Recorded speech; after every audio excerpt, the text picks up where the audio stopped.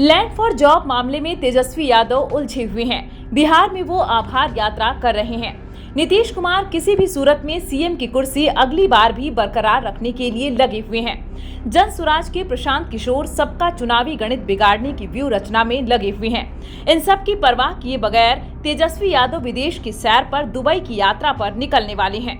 इसके लिए उन्होंने अदालती औपचारिकता भी पूरी कर ली है। अदालत की शर्त मानते हुए उन्होंने 25 लाख रुपए जमा करा दिए हैं। दुबई में कहां ठहरेंगे और संपर्क के लिए कौन सा मोबाइल नंबर इस्तेमाल करेंगे, इसके ब्यौरे भी कोर्ट में जमा कर दिए हैं। पर किसी को यह बात समझ में नहीं आ रही है कि इस तनातनी के माहौल में उन्हें दुबई जाने की कौन सी जरूरत आ पड़ी है। इस बारे में उनकी ओर से कुछ भी नहीं बताया गया है, इसलिए सस्पेंस है। लैंड फॉर जॉब स्कैम में तेजस्वी यादव, लालू यादव समेत 11 लोग सीबीआई की पूरक चार्जशीट में आरोपी हैं। शुक्रवार को अदालत में सुनवाई हुई। अदालत को तय करना था कि इन्हें समन जारी किया जाएगा या नहीं। सुनवाई की अगली तारीख 18 सितंबर को आ गई। यह तेजस्वी के लिए तात्कालिक राहत की बात है, लेकिन खतरा टला नहीं है। इससे बेपरवाह तेजस्वी ने इस बीच सप्ताह भर के लिए दुबई दौरे का प्लान बना लिया। तेजस्वी वैसे भी सीबीआई, ईडी और अदालती कार्रवाई को रूटीन मानते हैं। उन्हें इन सब बातों से न भय लगता है और न घबराहट होती है। इसकी वजह शायद यही है कि वे किशोर काल से ही यह सब देखते आए हैं। चलिए मान लेते हैं कि तेजस्वी ने अपने पिता लालू प्रसाद यादव और माता राबड़ी देवी को ऐसे मामलों से निपटते देखा है, तो अब उन्हें भय नहीं लगता। पर चुनावी सरगर्मी के बीच उनकी बेफिक्री समझ में नहीं आती।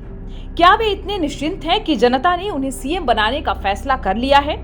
यह तो नहीं कि उन्हें अब सीएम बनने की उम्मीद नहीं रही, या यह कि उन्होंने कोई सियासी खिचड़ी पका ली है और कामयाबी के प्रति निश्चिंत हो गए हैं। तेजस्वी और नीतीश 3 सितंबर को मिले थे। यह कोई सियासी मुलाकात नहीं थी, हालांकि इसके चर्चे सियासी रहे। इधर एक नई जानकारी सामने आ रही है। अगर यह सच है तो बिहार में किसी बड़े सियासी खेल से इनकार नहीं किया जा सकता। जानकारी सामने आ रही है कि हेल्थ चेकअप के बाद लालू यादव जब सिंगापुर से लौटे तो नीतीश कुमार ने उनसे कुशल क्षेम के बहाने 4 सितंबर को रात में मुलाकात की थी। मुलाकात भी 5-10 मिनट की नहीं, घंटे भर की हुई। जाहिर है, जब दो सियासी दिग्गज जुड़ते हैं तो बात कुशल क्षेम तक ही नहीं रहती, यह भी जब घंटे भर दोनों साथ रहें।